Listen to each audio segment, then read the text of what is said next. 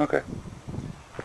Okay, so this week we're back at Ghosting Stable in Bingsheath, Shrewsbury, for yet another investigation. With me is the owner of the property, Lisa, who's accommodated our investigation so far.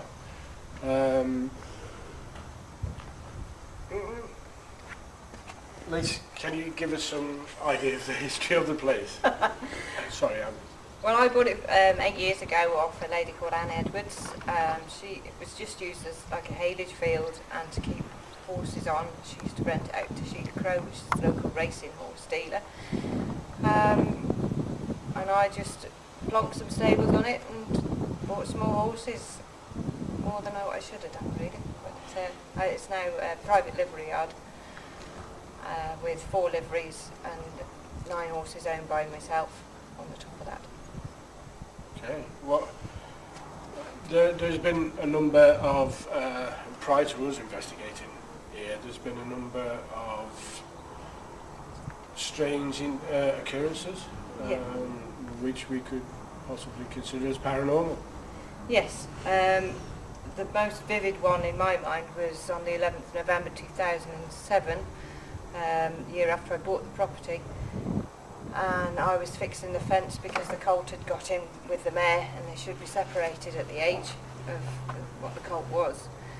And I saw what looked like a torchlight going along the hedgerow, just bouncing up and down low to the ground, and I thought it was somebody with a torch trying to find some keys on the lane because it was just getting dusk. So I shouted out, "Can I help you? You know, have you lost something?" And nobody answered. So I just let it go on, turned around, carried on fixing the fence, looked back again, the light got bigger. So it was this sort of big, and I thought, oh, they've gone back for a bigger torch. So I thought, I'm not asking them this time, they had the chance. And carried on fixing the fence again, and then looked back again, and there was a 4-foot high soldier marching where the torch, so what I thought was a torchlight going up and down. He did 2 reps to the oak tree over there and then back, and he got level with me, started to turn to face me and started to walk towards me, and that was it, that was enough for me. I ran, that was my fastest land speed record in wellies in all my life. Out of there. We have managed to capture pictures of him since. And also quite a lot of orbs and little bits of faces in pictures too. And has anybody else witnessed anything like that here? When we was on foal watch, my dad witnessed something. There was Luke Potts and Sharon Potts and Kaylee Potts, I think, was there on the night. I was asleep in the caravan because I'd done all day, and Dad heard something coming round the back of the stables, and he looked to the caravan, and there was a big white light coming towards the caravan. So we ran at it. What the hell he thought he was going to do once he got to it, I don't know. But then, as he got to it, it disappeared. He's also heard the children in the barn, and we constantly hear them in the house as well, so they do come home with us, and they do laugh. Tell us about the caravan, when you slept in the caravan. Oh, yeah. We were preparing for a party for my 40th birthday, and we had a sort of so-called little bit of a party to start with, so none of us was absolutely drunk. We had a friend of ours come to read the cards as well.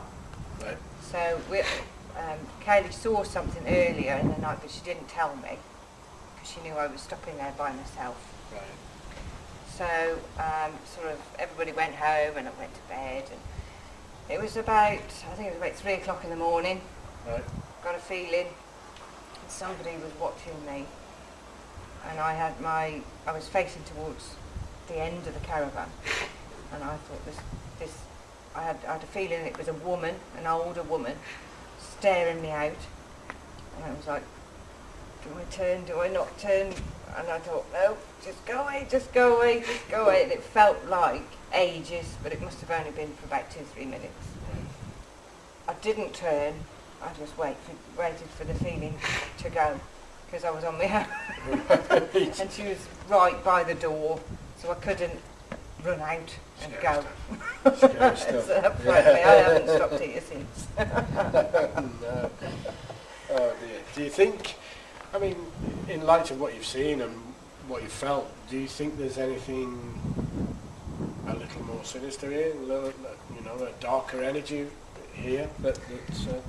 I mean, I've had the place investigated by Martin Wood, the geopractical property doctor. He said that there was nothing sinister, and the soldier that I mentioned earlier is here to protect and guard the place from any evil entities. He seems to think he's doing a pretty good job, because I've not had anything horrible happen. No. When I first put these stables up, the top doors were constantly shut in the mornings when I come down. I haven't told you about that because I'd forgotten. Okay, that's good. So that's another thing. So they don't like new builds. Okay. So they start messing with things like that. So, Ooh. yeah. Well, that's that probably gives us a plan for Sunday as well. So, but that's amazing. Thinking about the size of the place, I mean, it's absolutely massive, and obviously it goes back to references in the days of the 1400s, the Battle of Shrewsbury, possibly even before then. Perhaps, I mean, do you believe that there could be some pagan rituals associated with the land around here? It's a possibility, yeah. I mean, we've heard the pagan rituals on their EVP machine, haven't we? Right. And Kaylee had to go home really, really upset. I mean, she was pouring with tears, bless her, and she couldn't carry on. She's ever so sensitive anyway, but that really got to her, so she had to go. Do you think there's more than pagan stuff going on, or do you just think if it is bad, it's way back there? I think it's probably way back there somewhere. We haven't come across it yet. No. Good. Hopefully not. Hopefully it's only the good people that are here. So what for this weekend? Obviously we've got a public event going on this weekend here, which is always so rich in evidence. And also the people that come bring their own spirits with them as well. Absolutely, yeah, good point. What do you think we can look forward to this weekend? Pretty much anything really. Anything's possible with this place, I think. Yeah. The amount of times we've had EVPs on the investigations, the quietest night has been the busiest night. Yeah, I agree. And it's proved us all wrong. What we can't hear at the time is there. Yes, absolutely, I agree with you. They're not always. They don't always have to make a noise for you to hear it. It's going to be a good weekend. Yeah. I believe. Looking forward to it. We can't wait. We've also got the previous owner coming down as well. Cool. That's going to be great. So we can go even further back in time and hopefully than we are now. So we'll look forward to Sunday. Hope to see you there. Yeah. I don't want to argue with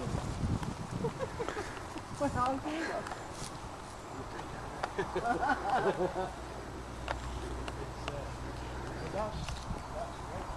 That is the far corner where we've heard various chants. This is the same area where we heard the girl just, Kaylee, start crying and leave the event. So hopefully Sunday, as bad as it sounds, I do hope that we get something similar to that. What we felt that night, those horrible pains that we both felt over the course of that time we investigated up here, it's possible that it could have been this guy that's been walking up and down here and Protecting the land. Place, yeah. He's got a sword, he has. Has he? The soldier, yeah. He could be, Well, when I went to the 1403 battlefield shop, there's a full soldier mannequin. Oh, is a it? soldier dressed up in all his gear. Oh, right. And that was the one that was the type of soldier I saw. Wow.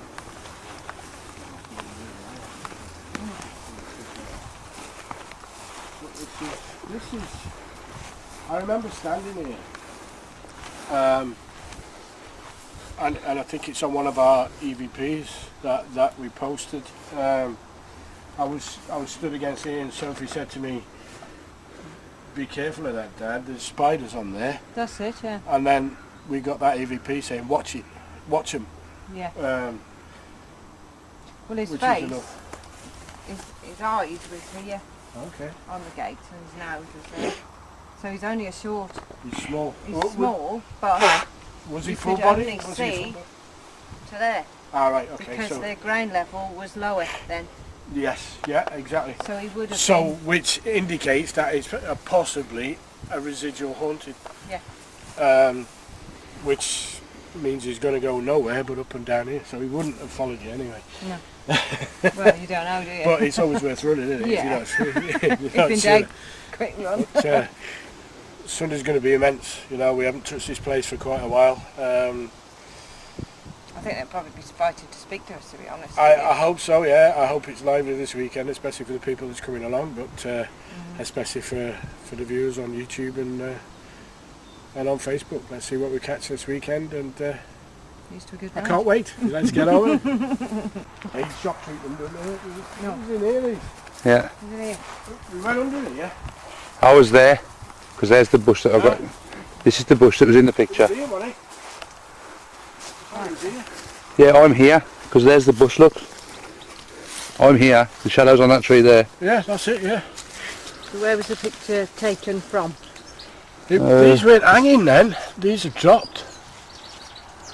But it was taken. Behind me. It's taken pretty much from Yeah, here. hang on. We've got more leaves on it now. Oh, it has, yeah. Yeah. So, yeah. So this tree is where we caught the white manifestation with the shadow that was a different shape to it. Just to show you all, in the daylight there's nothing hanging off a tree. It's here. It's an open space. This is where it was, right here. Which is, there's nothing there. Not of that size.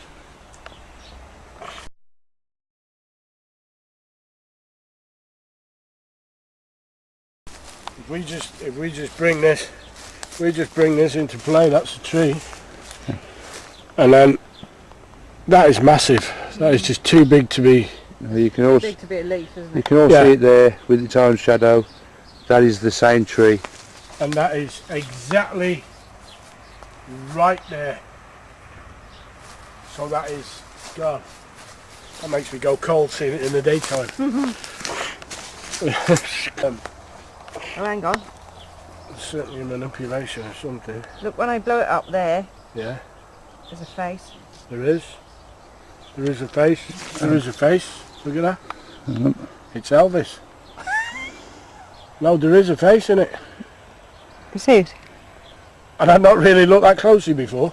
Yeah, I got it. The actual picture was enough for me, but there's something within something. But as you can all see, there is nothing in that tree to make that See shadow. that picture there, It's not one of And then these another leaves got behind down Lisa. and I took a picture up there as well. Yeah, but it's not one of these leaves because that shadow is cast a good 8 foot in front of me. Here. It's just here, isn't it? Here. These timbers, they have a very special story of their own, which Lisa will tell you about. That's the book. Sorry.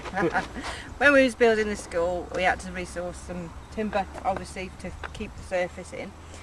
And this little old man from Wem, I gave him a ring, and he said that he'd got some timbers that would do the job.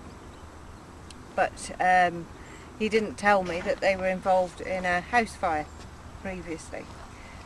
Once we got the timbers here delivered, we worked them. Me and my dad took every single nail and screw out of them and stacked them up ready to go on the creosote so we could treat them. and they were all stacked up in that field over there. And when we came to work them again to put the creosote on them, there was a picture of the daughter. What was her name? Kirsty, wasn't it? Kirsty. Picture of Kirsty with a horse winning at a show, burnt around the edges, nailed to one of these timbers before we actually creosoted them. Now, how that got there we don't know, but it was underneath. It was in a pile, and it was in the middle of the pile, so to speak. It wasn't on the top one. So anyway, we worked the timber and we got the school done, and we was at that time in the process of doing the school. Sharon Carrington was sharing her caravan as well. So there was 2 caravans, and it was, unbeknown to us, the anniversary of the actual fire, and we had a hell of a lot of activity here. We didn't actually record anything hardly, apart from taking a couple of pictures where there was a horse looking over the school gate. These stables weren't here then, and then just to the side of the gate there was a chappie on the floor lying down with his legs up, and he had a crown on his head, and there was another chap leaning over him trying to tend to him, and I think that's from the battle. I don't know, I've got the picture, so whether you want to have a go at having a look at it on your computer to lighten it, darken it, to get the best view of it. We'll work that, yeah. We'll get that and get it online for everybody to see. But in its own tragedy. The dark part about these, not only the fire was caused by a certain man who murdered his wife and children and shot all his animals. And he was the guy that set fire to these, to the house, to the property, everything there. And these are those very timbers. So they're steeped in their own history as well, and tells of bad stories.